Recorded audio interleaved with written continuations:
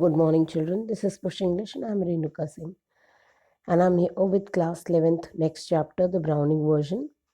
This play is an extract of Terence Rattigan's play, the Browning version. Okay. So let us talk a little about author first. Sir Terence Mervyn Rattigan. He was born on 10th June 1911 and he died on 30th November 1977. He was a British dramatist. He was one of the England's most popular mid-20th century dramatists. His plays are typically set in an upper middle class background, which we can see in even this chapter. He is known for such works as The Winslow Boy, the Browning version, from which this particular excerpt has been taken in your syllabus, The Deep Blue Sea, and Separate Tables.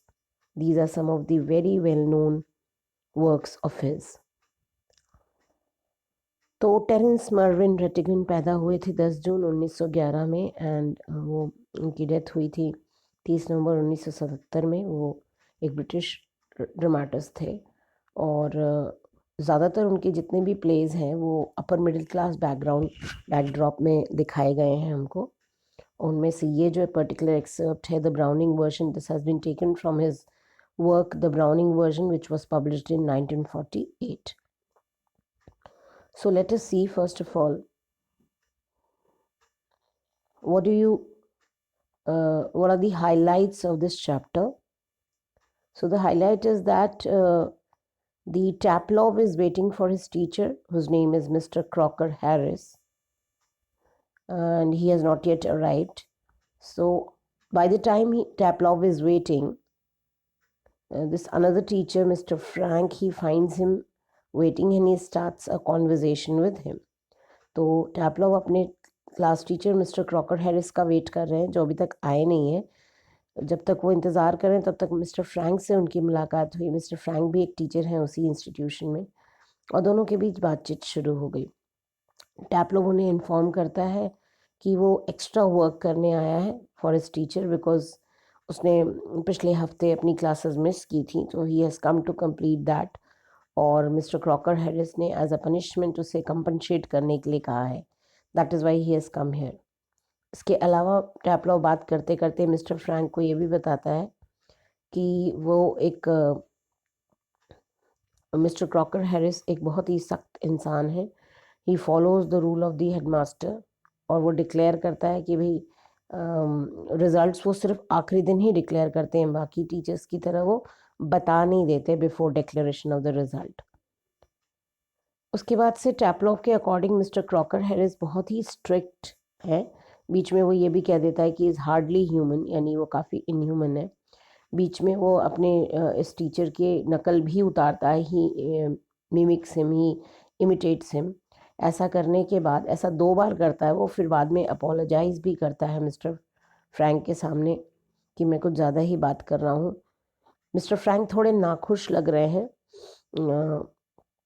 लेकिन वो टैपलव की imitation को repeat करने के लिए उसको कहते हैं. मिस्टर फ्रैंक ये भी पॉइंट आउट करते हैं कि मिस्टर क्रॉकर हैरिस लेट है. जानबूझ के इस पॉइंट को हाईलाइट करते हैं या एम्फसाइज़ करते हैं कि तुम तब से वेट कर रहे हो, आए नहीं हैं और तुम्हारे पास चांस है, तुम जाओ गोल्फ खेल लो तब तक.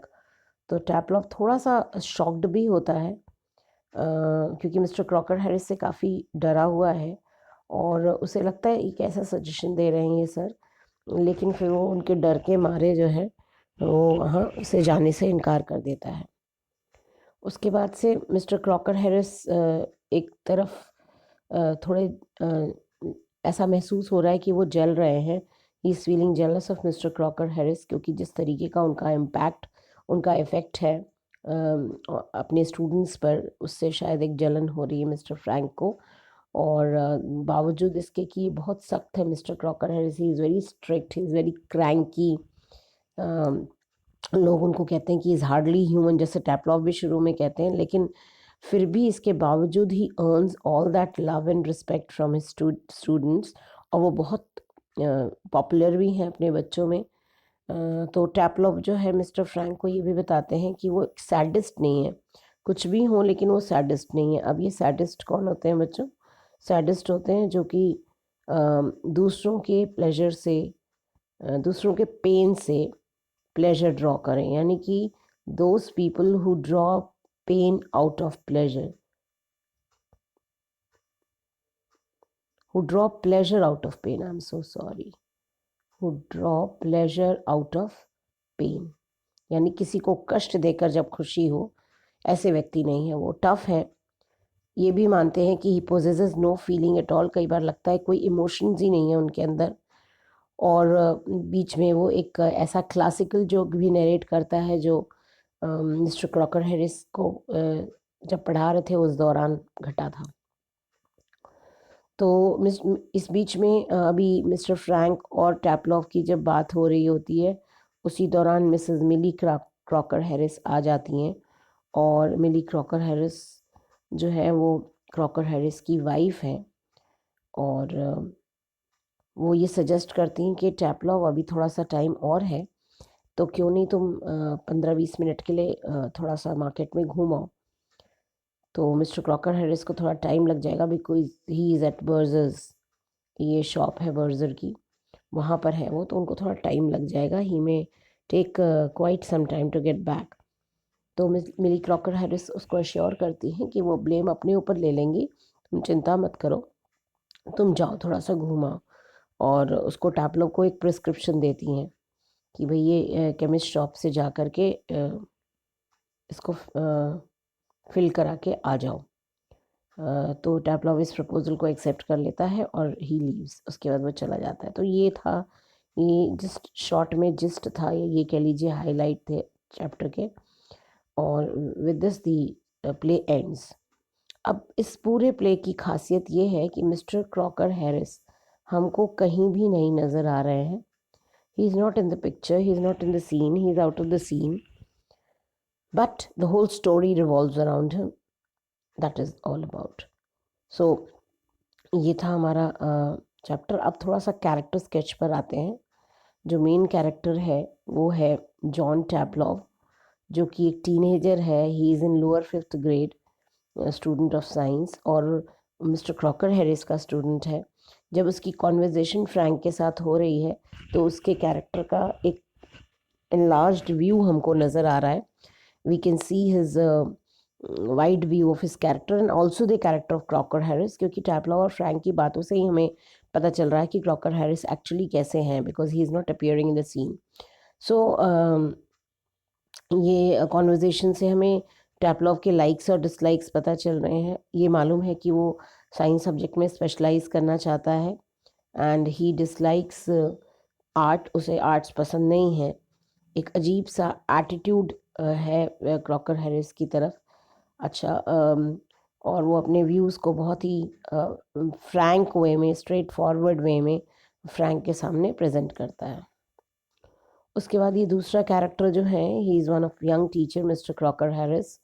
और ये लगता है देख करके उनको कि स्टूडेंट के बिहेवियर और साइकोलॉजी को वो बहुत भली भांति समझते हैं, अच्छे से समझते हैं, काफ़ी हम्बल हैं बच्चों की तरफ, फ्रेंडली एटीट्यूड है बच्चों से, ठीक है। और बीच में वो थोड़ा सा दिखता है ऐसा कि he is also jealous of Mr. Crocker Harris because of his popularity amongst children, because of the respect that he earns.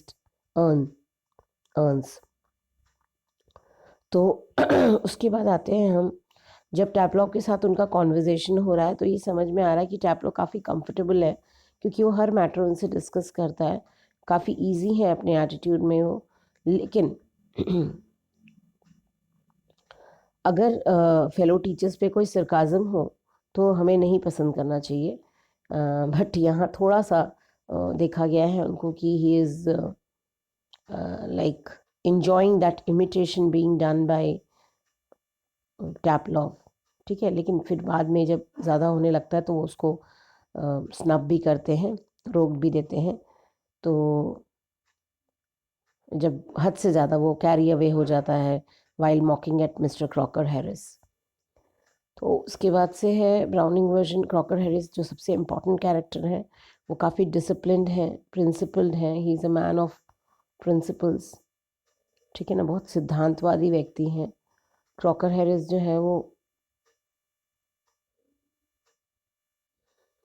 वो एक ऐसे टीचर हैं जो रूल्स और रेगुलेशन से कभी कॉम्प्रोमाइज़ नहीं करते to just suffice sentiments of students. सिर्फ बच्चों को खुश करने के लिए, उनको सेटिस्फाई करने के लिए वो रूल्स से कभी कॉम्प्रोमाइज़ नहीं करते।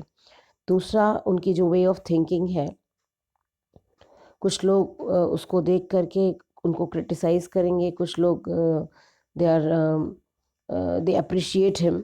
तो क्योंकि वो हद से ज़्यादा जो है डिसिप्लिन है, तो बच्चे नॉर्मली ऐसे प्रिंसिपल टीचर्स को नहीं पसंद करते हैं, because they are very strict and they go to the level of following the norms of the school. तो प्रॉबेबली, लेकिन ये यहाँ पर काफ़ी फेमस है बच्चों में। उसके बाद से ये ऐसे टीचर हैं जो काफ़ी हार्ड हैं अपने स्टूडेंट्स के साथ।